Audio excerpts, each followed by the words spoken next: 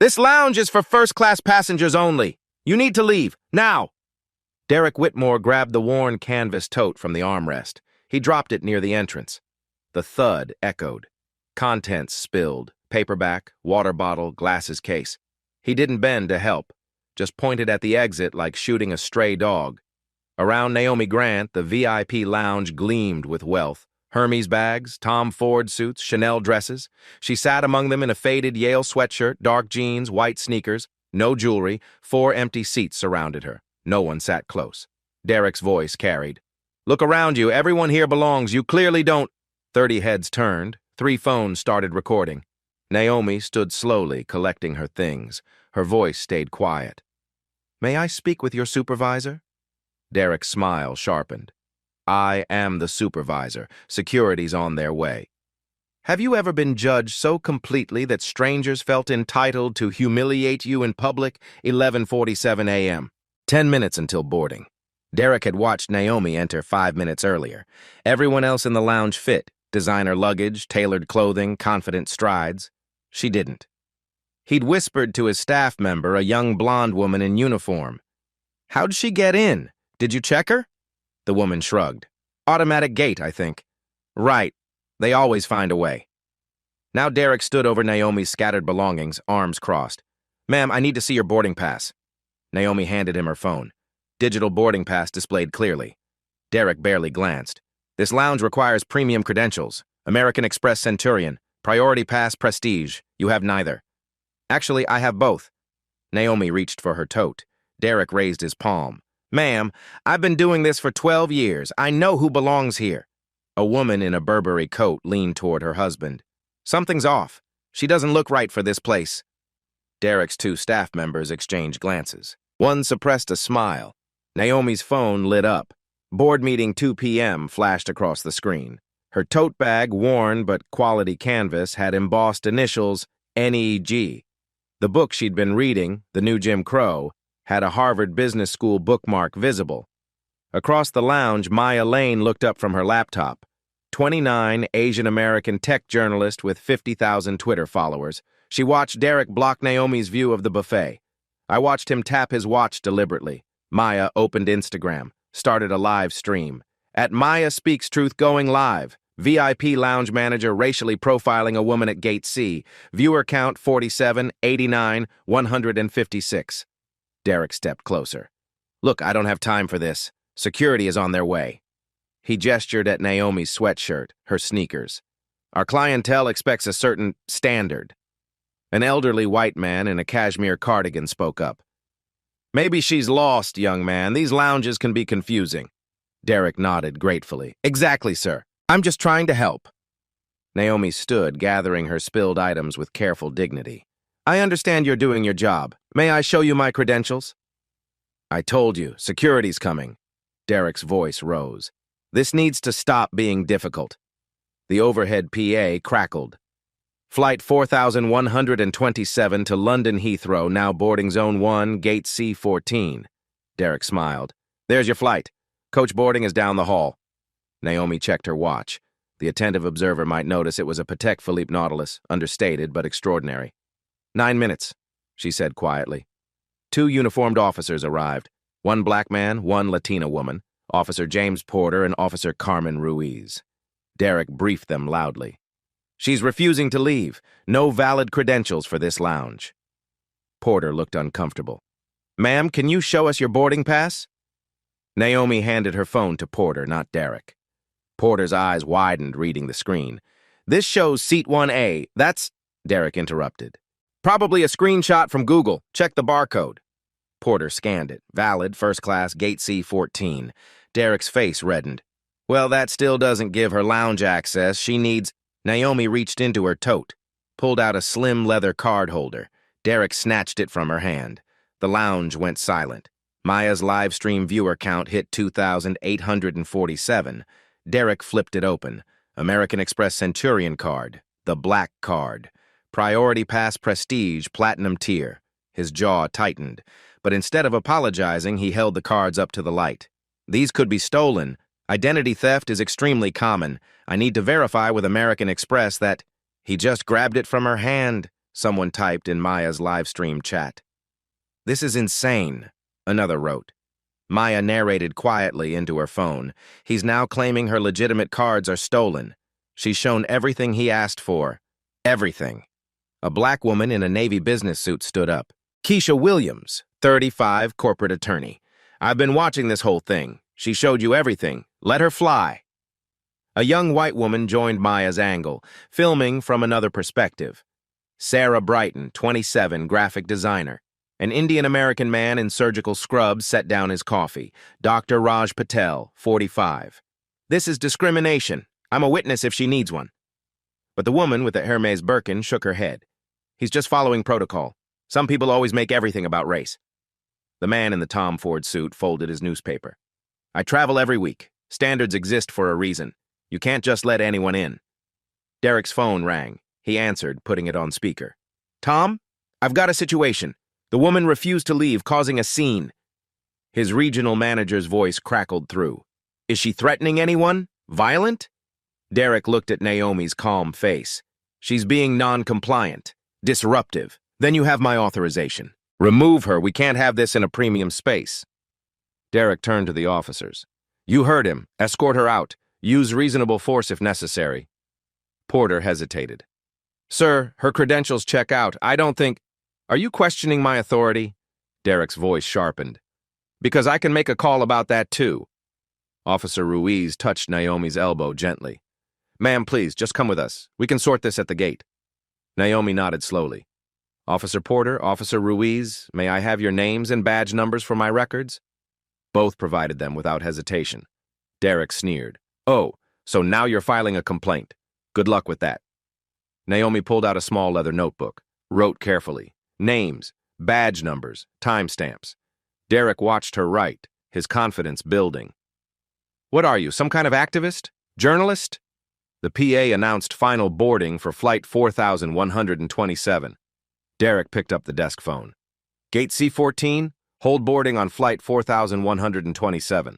Potential security issue with passengers in Seat 1A. Naomi was surrounded now. Security behind her. Derek in front. 2 staff members blocking the jet bridge entrance. 50-plus lounge guests watching. 12,000 people watching online. Derek leaned against his desk, arms crossed. Victory in his smile. Here's what's going to happen. You're going to apologize for wasting everyone's time, then you're going to miss your flight, and maybe we won't press trespassing charges? Keisha Williams shouted from her seat. This is illegal! Someone call a lawyer! Derek didn't even look at her. Feel free. Until then, she stays right here. Naomi took a long breath, set her tote bag down carefully on a chair. You're absolutely right, she said. Derek blinked. What? I should have been clearer from the start. Naomi's voice was steady, almost apologetic. I apologize for the confusion. Derek's smile spread wide. The Hermes woman nodded approvingly. The Tom Ford man resumed reading his paper, satisfied. Well, Derek said, magnanimous now. Thank you, that's all I wanted. Now if you'll just... Before I go, Naomi interrupted gently. May I make one phone call? It'll take 30 seconds. Derek waved his hand. Fine, make it quick. Naomi pulled out her phone. For a split second, Maya's camera caught the screen as she scrolled her contacts. The name was visible. Martin Rothschild Chair, Metro Airport Authority. Naomi lifted the phone to her ear. The line connected. She looked directly at Derek. Martin, it's Naomi Grant. I'm at Metropolitan Gate C. We need to talk about your VIP lounge management. 11:52 a.m., 5 minutes until boarding ends. Derek's smile vanished. Officer Porter's eyes closed briefly. Maya's live stream exploded. Viewer count 14,567. Naomi had put the call on speaker. Her voice stayed calm. Yes, Martin. I'm standing in your VIP lounge right now. The manager, Derek Whitmore, has been very thorough explaining your policies. Martin Rothschild's voice crackled through. Miss Grant? What happened? He's informed me I don't meet the standards for this space. Pause. I'm in Terminal B. 4 minutes. Whatever happened, we'll address it. Naomi ended the call. Silence filled the lounge. Maya's chat erupted. Wait, Naomi Grant. Is that the CEO? Google her now. Sarah Brighton pulled up her iPad. Found a Forbes article, held it beside Naomi's face. Same woman, headline visible. Naomi Grant, the $847 billion woman redefining ethical investment. The Hermes woman grabbed her phone, typed frantically. My face went white. She tried to stand, but her legs wouldn't cooperate. Tom Ford man pulled out his iPhone, Googled, read. His newspaper slipped from his fingers. She's Board of Directors, American Airlines, United Delta. His wife leaned over, reading. Metropolitan Airport Authority Board. Maya narrated into camera, voice shaking. Naomi Grant manages $847 billion in assets. She sits on this airport's governing board. She literally helps run this place. Derek tried to speak. His mouth opened. Nothing came. He tried again. I had no way of knowing. Naomi turned to face him fully. Her voice stayed quiet. No way? What would have told you? A designer suit, jewelry, a louder voice? Derek's two staff members stepped away from him. The blonde woman whispered urgently, I told you to just check her credentials properly. The elderly couple in Burberry coats stood abruptly. The husband grabbed their carry-ons. Dear, we need to. Maya swung her camera toward them. Oh no, where are you going? You just said she didn't belong here. They hurried toward the exit, heads down, refusing to look at anyone. The Hermes woman suddenly spoke up, voice desperate. I didn't say anything, I was just sitting here. Keisha Williams stood, holding up her phone. I recorded audio. You said, and I quote, some people always make everything about races. The woman's face crumbled. Derek found his voice again, frantic now. Miss Grant, this was a misunderstanding. A simple, was it? Naomi reached into her tote bag, pulled out a business card, handed it not to Derek but to Officer Porter. Porter read it aloud, his voice professional but strained. Naomi Elizabeth Grant, Chief Executive Officer, Meridian Capital Group, Board Member, Metropolitan Airport Authority, American Airlines, United Airlines, Delta Airlines. He looked up at Derek. Something like pity crossed his face. Naomi continued, her tone unchanged. Derek, you asked if I was a journalist or activist. She pulled out a tablet from her tote. The worn canvas bag had been hiding quality all along. She swiped to a document, turned the screen toward him. I'm neither, but I do sit on several boards. And I provided financing for infrastructure projects. She showed him a signature page. Complex legal language, dollar amounts with many zeros. Her signature at the bottom, dated 2019. This lounge, the entire VIP program, the terminal renovation? Derek stared at the screen. Meridian Capital provided $340 million in financing. We hold 18% equity in this terminal. She let that sink in. You've been working in a building my company partially owns for 4 years. Every paycheck you've received, partially funded by my firm's investment. The Tom Ford man made a small choking sound. Derek's hands were shaking now. How could I? You couldn't know, Naomi agreed. But you made assumptions. You looked at my clothes, my skin, and decided I didn't belong. Then you escalated, grabbed my property, threatened me with force. She paused. The question isn't what you didn't know, it's what you assumed. The Hermes woman stood suddenly.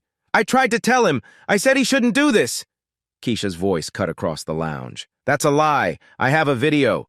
You nodded when he said she didn't meet standards. Maya's live stream was being screen recorded hundreds of times. The chat scrolled too fast to read. Hashtags forming. #Metropolitan Airport Racism, #Naomi Grant, #VI Plounge Discrimination. Footsteps echoed from the hallway. Fast, urgent. A man in an expensive charcoal suit appeared at the entrance, slightly out of breath. Martin Rothschild, 64 years old, silver hair, chairman of the Metropolitan Airport Authority Board. His eyes found Naomi immediately. He crossed the lounge in 6 strides. Miss Grant. His voice carried the weight of someone who understood exactly how bad this was. I am profoundly sorry for...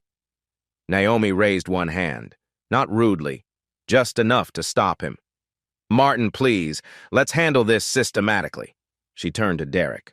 Tell Mr. Rothschild exactly what happened. Leave nothing out. Derek's voice cracked. She arrived and I asked for credentials. Be specific, Naomi said quietly. What made you approach me in the first place? Derek looked at the floor. You weren't dressed like... I looked like I didn't belong. Continue. He described each step. Each word sounded worse when repeated. The grabbing of her bag, the assumption of theft, the threat of force. Martin's expression hardened with each sentence. When Derek finished, Maya stepped forward. I have the entire incident on live stream. 17 minutes of footage, 14,000 live witnesses. It's been screen recorded thousands of times already. Dr. Patel spoke up. I'll provide a written statement. This was clear racial profiling. Keisha added, I fly every week for work. I've never seen him check credentials this aggressively, certainly not with white passengers in casual clothes. The Tom Ford man tried to edge toward the exit.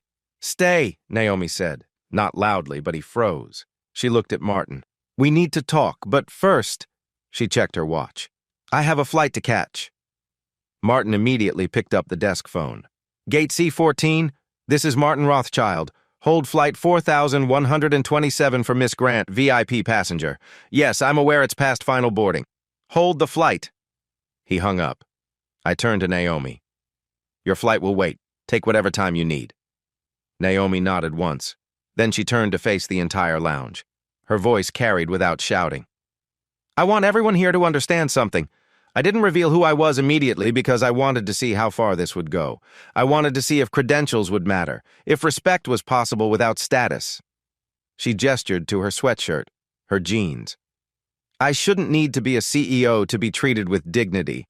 A janitor wearing the same outfit with valid credentials deserves the exact same respect. The lounge was absolutely silent. But since we're here and since status apparently matters, she looked at Derek, then at the passengers who'd supported him. Let me be very clear about the consequences. She pulled up her tablet again, opened a spreadsheet. Martin, Derek stopped 47 passengers in this lounge last year. 41 were black, Latino, or Asian. 6 were white, all elderly or disabled. 0 white passengers aged 25 to 55 in business casual. Martin's face went ashen. Those numbers represent a clear pattern. Title VI violations carry federal penalties up to $50,000 per incident. She looked at Derek. Your employment contract, Section 12, allows immediate termination for discrimination. I reviewed it when we financed this terminal. Derek's knees buckled slightly. Naomi turned to the Hermes woman, the Tom Ford man. You weren't employees, but you were complicit. You used privilege, expensive clothes, the right appearance, to support discrimination. The Hermes woman's face was streaked with tears. I have your faces on camera, Maya said quietly. And your words. Naomi checked her watch one final time. Martin, I need to board, but we're not done. I'll be back in 72 hours. We're going to fix this, all of it. She picked up her tote bag, collected her belongings, straightened her Yale sweatshirt. Then she walked toward the jet bridge. Officers Porter and Ruiz stepped aside respectfully. Derek stood frozen. Martin stood frozen. 50 passengers stood frozen. Only Maya kept her camera rolling. Viewer count, 31,204. 3 hours later, London Heathrow, British Airways first-class lounge. Naomi sat in a quiet corner, laptop open. Her flight had been smooth. No one had questioned her presence here. The lounge attendant had greeted her by name. Her phone buzzed. Text from Martin. Can we talk? I've begun an internal review. She didn't reply yet. Instead, she opened her tablet, pulled up the file she'd been preparing for 3 months. Maya's live stream had gone viral. 4.7 million views across platforms. News outlets were calling. CNN, BBC, the New York Times, local stations in every major city. But Naomi wasn't interested in media attention. She was interested in systems. She opened a spreadsheet. Data she'd requested from Metropolitan Airport in January, months before this incident. Passenger complaint logs, demographics of credential checks across all terminals. Staff training records, promotion patterns. The numbers told a story Derek didn't know he was part of. She made 3 phone calls. First, her general counsel at Meridian Capital. Pull our investment agreements with Metropolitan Airport Authority. Every clause. I want to know our leverage points. Second, her head of ESG compliance. Environmental, social, governance audit of Metropolitan. Full scope. I want it on my desk in 48 hours. Third, her executive assistant. Clear my schedule for Friday. I'm flying back early. Book the Airport Authority boardroom for 2 p.m. Then she texted Martin. Friday, 2 p.m., boardroom. Bring your COO, HR director, and legal counsel, non-negotiable. His reply came in seconds. We'll be there. Naomi closed her laptop, sipped her tea. The lounge around her was quiet, civilized. Everyone belonged because everyone was treated like they belonged. She thought about Derek, about the Hermes woman, about the Tom Ford man. They weren't monsters. They were symptoms, and she was about to cure the disease. Friday, 1:58 p.m., Metropolitan Airport Authority boardroom. Martin sat at the head of the table. Beside him, Jennifer Cow, COO, Robert Mills, HR Director, Patricia Vance, General Counsel. All four looked like they hadn't slept. Naomi entered at exactly 2 o'clock. Same Yale sweatshirt, same jeans, same white sneakers. Patricia Vance's eyes widened slightly. A test. Naomi registered the reaction. Thank you for meeting on short notice. Naomi set her tablet on the table. I didn't sit still. Miss Grant, Martin began, I want to start by saying Derek Whitmore has been terminated. Effective immediately. No severance. We've also suspended. Naomi held up one hand. I know. I reviewed the termination paperwork. Section 12, Clause 4, you followed protocol. She paused. But Derek isn't the problem. He's a symptom. She tapped her tablet. The boardroom screen lit up. A presentation loaded. I'm going to show you what systemic discrimination looks like. Then I'm going to tell you how to fix it. Then you're going to implement every single recommendation. Or, she looked at Patricia, Meridian Capital will exercise our early repayment clause. Patricia's face went pale. That's $340 million. We can't. I know you can't. So let's fix the problem. Naomi advanced the first slide. Credential checks, Metropolitan Airport VIP lounges 2024, 473 total checks across 5 terminals. Derek's Lounge, 47 checks. Terminal A, 91. Terminal D, 138. Next slide. Demographics, 68% of checks, people of color, 32% white passengers. Yet your passenger demographic data shows 52% white travelers in premium cabins. She let that land. That means people of color are checked at more than double the rate of white passengers, despite being the minority in these spaces. Robert Mills spoke carefully. Could that reflect different presentation of credentials? Some passengers don't have documents ready? Naomi advanced to the next slide. Security camera stills. Time-stamped. White passenger, Terminal A, April 14th. Casual clothes. No visible credentials. Walk directly to the buffet. No one approaches. Stay 40 minutes. Next image. Black passenger, same terminal, April 14th, 20 minutes later. Business suit. Visible priority pass lanyard. Stopped within 90 seconds. Checked twice. Robert said nothing. These patterns, Naomi continued, create legal exposure under Title VI of the Civil Rights Act. Federal funding, $127 million annually, is contingent on non-discrimination compliance. Jennifer Cow leaned forward. What are you proposing? Naomi advanced to a new section. 7 requirements, all non-negotiable. Requirement 1, personnel. Derek Whitmore is terminated, but he's not alone. I want full performance reviews of all VIP lounge managers. Anyone with disproportionate credential check patterns, audit and retrain. Second offense, termination. Requirement 2, financial accountability. Derek's would-be severance, $45,000, donated to NAACP Legal Defense Fund. Metropolitan matches it, $90,000 total. Requirement 3, training. Every customer-facing employee, not online modules, in-person, 8-hour anti-bias training, external facilitator Dr. Linda Washington, quarterly refreshers. Attendance is mandatory for continued employment. Martin was taking notes. Fast. Requirement 4, technology and oversight. Install visible cameras with audio in all VIP lounges. Footage reviewed weekly by a diversity committee, which you'll create. Anonymous passenger reporting system. QR codes at every table. Requirement 5, data transparency. Monthly demographic reports on all credential checks. Race, gender, age, any statistical anomalies trigger automatic review. Data presented at every quarterly board meeting. She paused. I attend those meetings. Requirement 6, passenger accountability. Signage in every lounge. If you witness discrimination, report it. Silence is complicity. Passengers who actively support discriminatory behavior, documented, receive formal warnings. Repeat offenders banned from VIP lounges for 12 months. Patricia looked up sharply. We can't ban paying customers without... You can, Naomi said. Your terms of service, Section 8. Management reserves the right to refuse service for conduct detrimental to other passengers. I wrote that clause into your revised TOS when we financed the expansion. Patricia closed her mouth. Requirement 7, leadership diversity. I want a black woman in senior airport operations leadership within 90 days, not a token hire, a qualified professional with budget authority, minimum $5 million decision-making power. She closed her tablet. Those are my terms. You have 30 days to implement items 1 through 4, 60 days for 5 through 7. Martin set down his pen. And if we comply? Then Meridian Capital continues our investment. We support your next expansion. We use this as a case study for other airports. And if we don't, then I call the loan. You halt construction. You explain to the FAA why you lost federal funding, and I testify in every discrimination lawsuit that follows. The room was silent.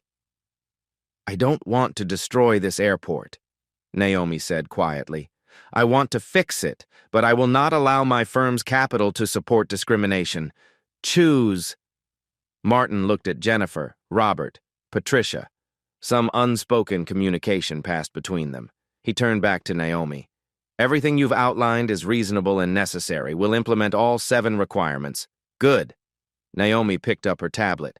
I'll audit compliance on day 31 and day 61. Miss a deadline, we revisit the conversation. She walked toward the door, stopped, turned back. One more thing.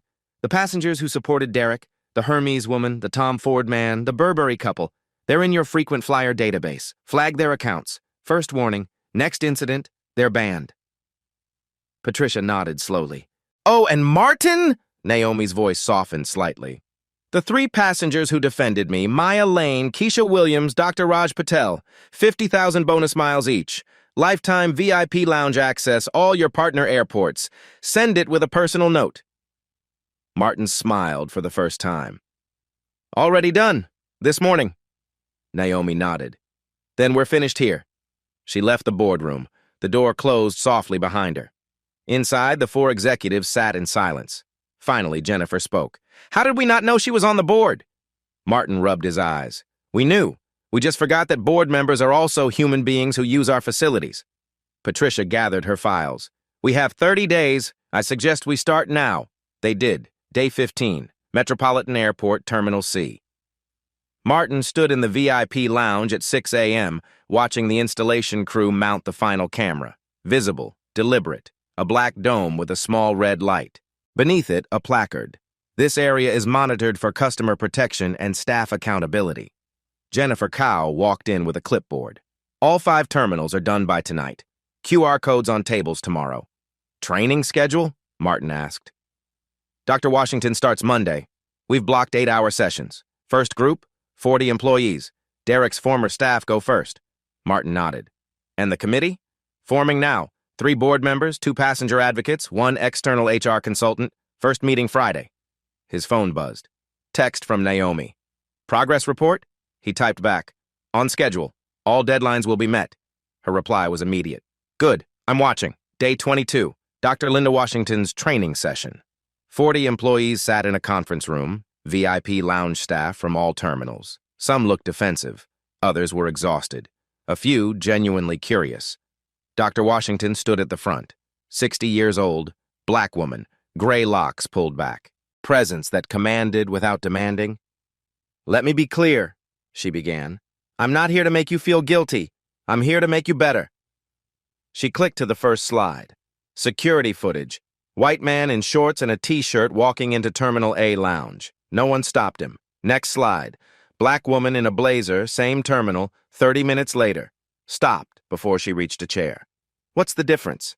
Dr. Washington asked. Silence. Both had valid credentials, both belonged, but only one was checked. Why? A young white woman raised her hand hesitantly. We make assumptions based on what we expect to see. Exactly. And those assumptions have patterns. Let's look at the data. She pulled up Naomi's spreadsheet. The numbers are stark on screen. For 3 hours, they worked through scenarios, role plays, uncomfortable conversations. By the end, 12 employees were crying, not from shame, from recognition. One middle-aged white man, Terminal D manager, stood during the final session. I never thought of myself as racist, but looking at my check logs, I can't deny the pattern. I need to do better. Dr. Washington nodded. Awareness is the first step. Accountability is the second. Changing behavior is the third. We'll get you there. Day 28, Naomi's phone call. She was in her Meridian Capital office when Martin called. All training is complete. 147 employees. 6 failed the assessment. What happens to them? Naomi asked. Reassigned to non-customer-facing roles, baggage services, administrative work. They keep employment but lose lounge access. Good. Camera system? Operational. The first weekly review is tomorrow. Reporting system? QR codes active. 18 reports filed so far. 17 were resolved within 24 hours. 1 escalated, involved a gate agent, not lounge staff. We're investigating. Naomi made a note. And the ban list? Hermes woman, Tom Ford man, Burberry couple, all formally notified. 1-year probation, any repeat behavior, permanent ban from all VIP facilities. They respond? Tom Ford's lawyer called, threatened to sue. Patricia reminded him we have video evidence and terms of service authority. He withdrew the threat. Naomi allowed herself a small smile. Demographic data? First monthly report attached to this call. You'll have it in your inbox now. She pulled it up on her laptop while they talked, scanned the numbers. Credential checks dropped 63% overall, she observed. We implemented a new policy, Martin explained. Universal protocol. Either check everyone or no one. Can't be selective. Most managers chose universal barcode scanning at entry. Faster, fairer, no discretion involved. Complaints? Down 71%. Customer satisfaction scores up 23%. Naomi leaned back in her chair. You're ahead of schedule. We have to be. Day 31 is in 3 days. You said you'd audit. I will. Day 31. Naomi returns. She arrived at Metropolitan at 11 a.m., unannounced, same Yale sweatshirt, same jeans, same white sneakers. I walked into the Terminal C VIP lounge. A new manager stood at the entrance. Black woman, early 40s, professional but warm. Name tag, Keisha Williams. Keisha's eyes widened in recognition, then composed herself, smiled. Good morning. Welcome to our VIP lounge. May I scan your boarding pass? Naomi handed her phone over. Keisha scanned it, nodded. You're all set, Miss Grant. Please make yourself comfortable. Can I get you anything? Coffee, tea? I'm fine, thank you. Naomi walked to the same chair she'd sat in 4 weeks ago, set down her tote bag, pulled out her tablet. Around her, the lounge hummed with quiet activity. A white man in a hoodie and jeans sat nearby, reading. No one had questioned him. An elderly Latina woman in casual clothes enjoyed the buffet. No one approached. At the entrance, a young Asian man in a business suit arrived.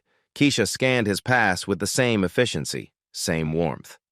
Naomi watched for 30 minutes, counted 27 passengers entering, every single one scanned at entry. No selective checks, no assumptions. She opened her laptop, logged into the Diversity Committee portal, reviewed last week's camera footage audits, flagged incidents, 0, complaints resolved, 14 out of 14. Her phone buzzed. Text from Martin. I know you're here, cameras picked you up, how are we doing? She typed, come to the lounge, let's talk. 5 minutes later, Martin arrived, sat across from her. You hired Keisha, Naomi said. She was the obvious choice. Corporate attorney, frequent flyer, witnessed the incident firsthand, character beyond question. She started 2 weeks ago. And the senior operations position? Requirement 7? Martin handed her a folder. Sharon Okoye, former Delta VP of Terminal Operations, 20 years experience, just accepted our offer. Starts in 2 weeks. $8 million budget authority. Reports directly to Jennifer. Naomi opened the folder, scanned Sharon's resume. Credentials impeccable. You're under budget and ahead of schedule, she observed. Martin exhaled. Because you were right. This wasn't about Derek. It was about us, our systems, our blind spots. He gestured around the lounge. Look at this place now. It's better, not just legally compliant, actually better. Staff are less stressed. Passengers are happier. Complaints are down. It works. Naomi closed the folder. It works because you made it work. I gave you requirements. You implemented them seriously. You gave us no choice. I gave you exactly one choice. Fix it or lose everything. You chose correctly. Martin leaned forward. 3 other airports have called me. They want our reform template. Word spreading. Good. Send it to them. Make it public. No copyright, no fees. If this works here, it should work everywhere. You're sure? This was never about punishment, Martin. It was about change. She packed her tablet, stood. I'll be back at day 61 for the final audit, but based on today, I'm confident you'll pass. Martin stood as well, extended his hand. Thank you, Miss Grant, for holding us accountable. She shook it. Thank you for listening. As she walked toward the exit, Keisha approached. Miss Grant? Keisha's voice was soft. I just wanted to say thank you for what you did, for all of us who've been where you were. Naomi met her eyes. You defended me when it mattered, when no one else would. That took courage. This, she gestured at Keisha's name tag, is just recognition of what you already had. Keisha's eyes filled. She blinked quickly, nodded. Naomi left the lounge. Walked through Terminal C, past gate agents who smiled, past passengers who didn't give her a second glance, past security who nodded respectfully. She looked like a regular traveler, because that's what she was, and for the first time in this airport, that was enough. Day 45, the ripple effect. Martin's phone rang, CNN, then the Washington Post, then NPR. The Grant Protocol has become a case study. Harvard Business School requested an interview. 3 members of Congress cited it in hearings about transportation equity. 47 airports adopted the framework. United Airlines updated their training. American Airlines revised their lounge policies.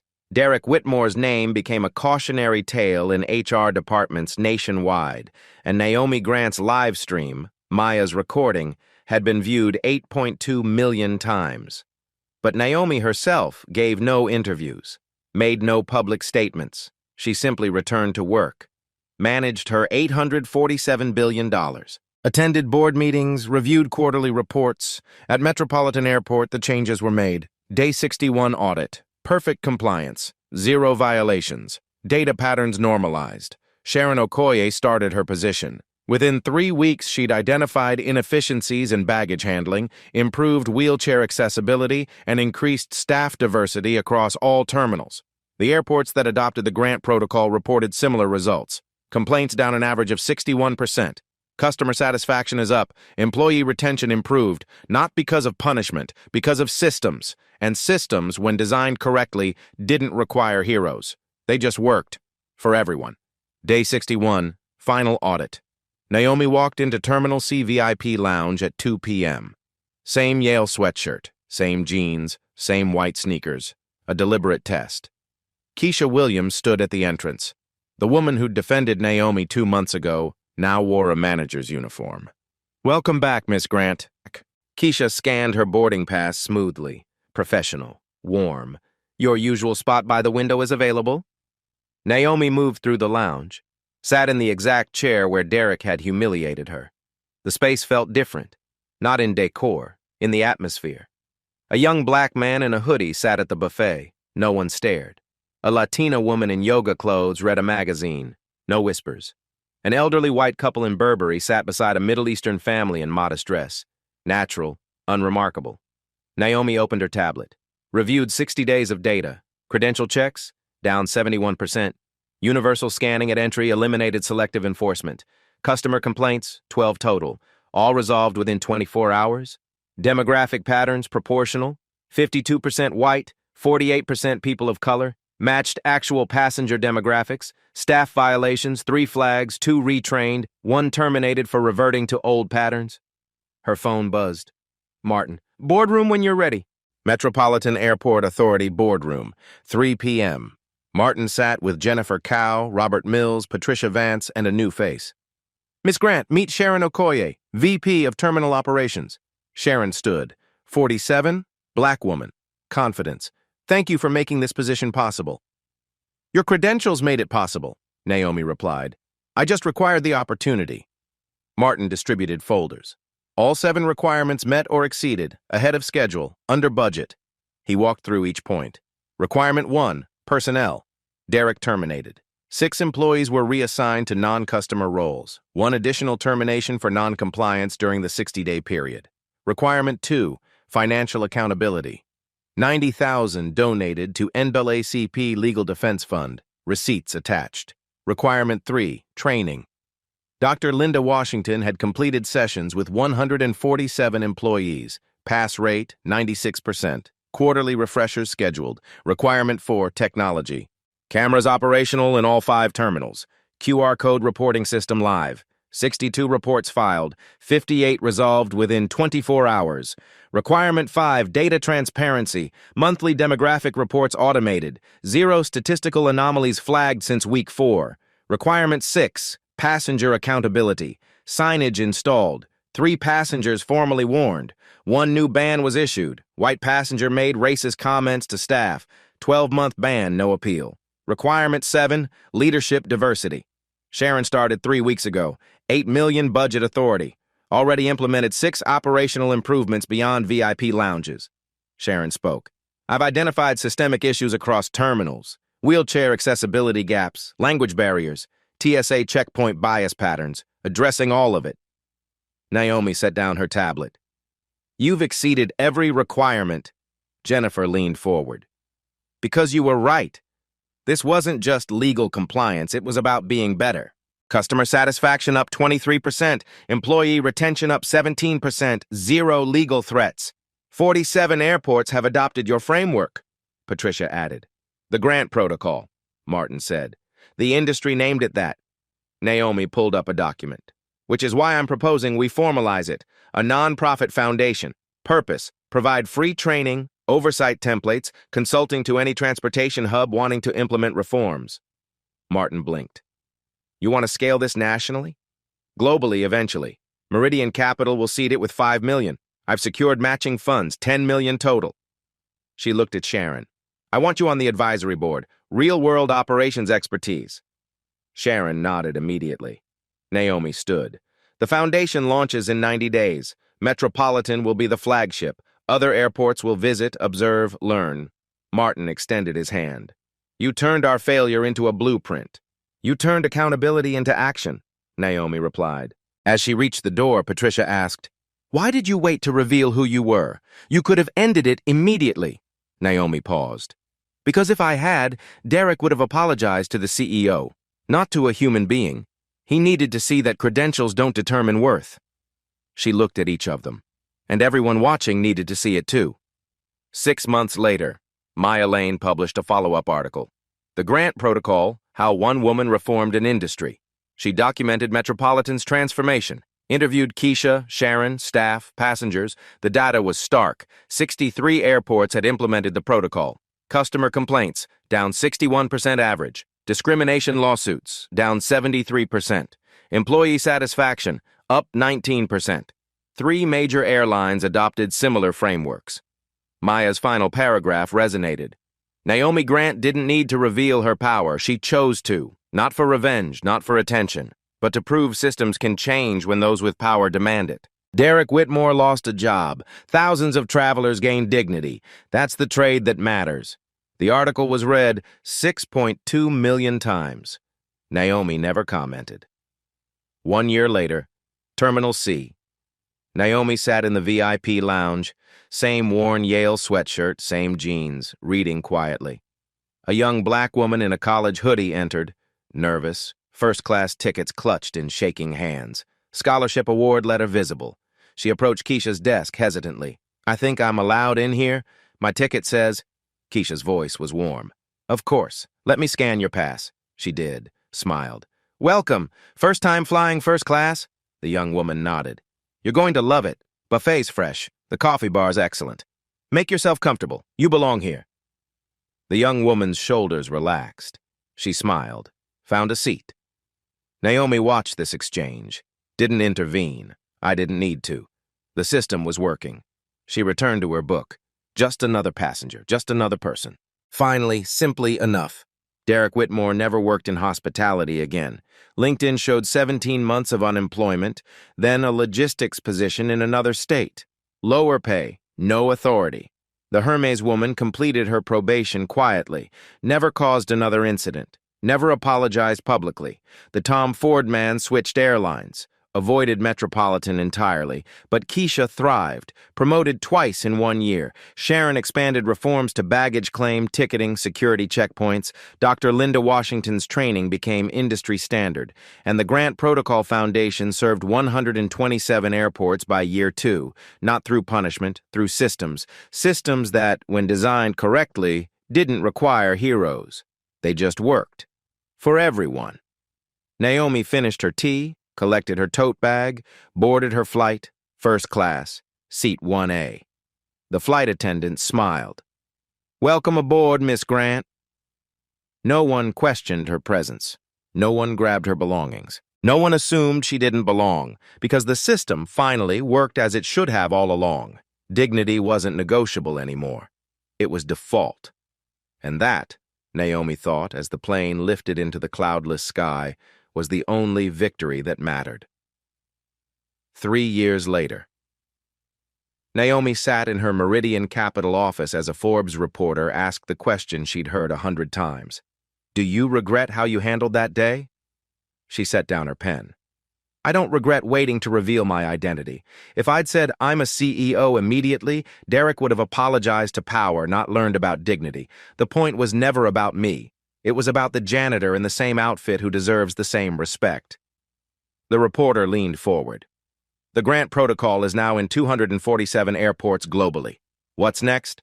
Train stations, bus terminals, public spaces, anywhere people are judged by appearance rather than credentials."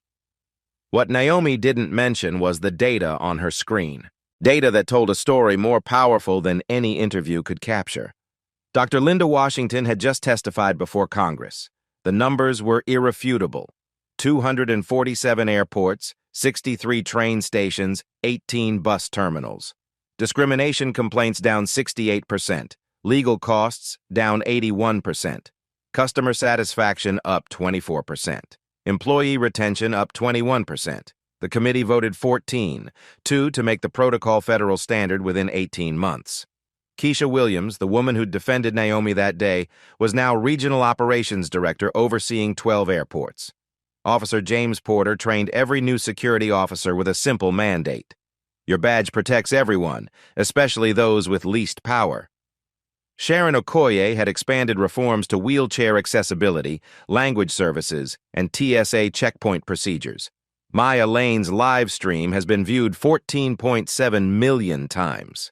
Her 890,000 followers watched as she documented systemic change across industries. She'd built a career on that 17-minute video, but more importantly, she'd built a movement of witnesses who refused to stay silent.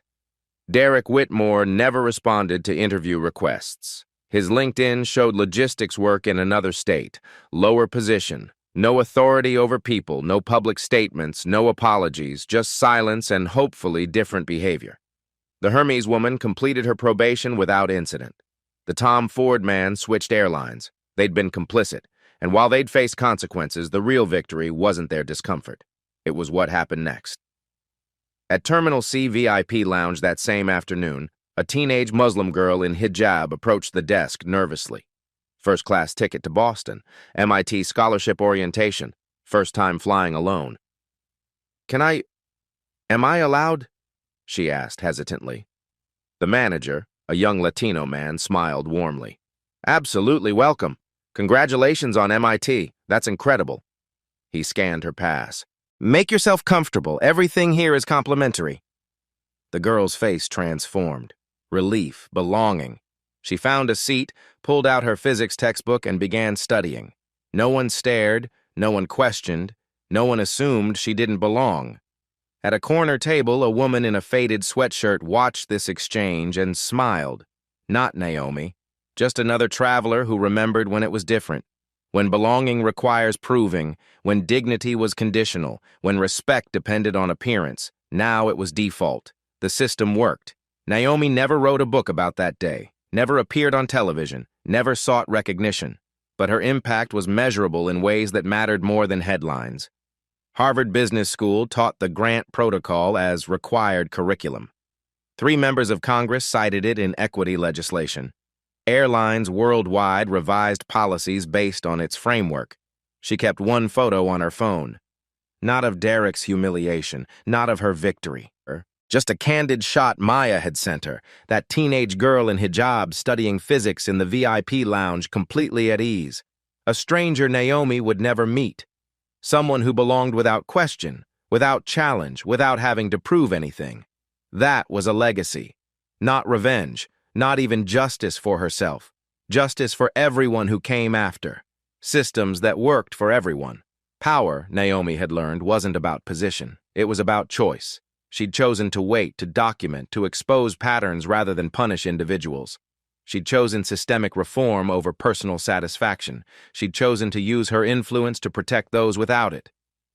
3 years later, that choice protected millions of travelers. Every day, every flight, every person who just wanted to sit quietly and be left alone. Derek lost a job. Thousands gained dignity. That arithmetic mattered more than revenge ever could. Now it's your turn. You just watched how one woman transformed humiliation into systemic change. But here's the uncomfortable truth. Naomi had resources, board seats, influence. Most people facing discrimination don't. They have something else, though. Witnesses, voices, you. Every day, someone is judged by appearance, dismissed by assumptions, humiliated by bias. The next person might not have Naomi's power, but they'll have witnesses. What will you do? Comment below. Share a time you witnessed discrimination. What happened? What did you do? What do you wish you'd done differently?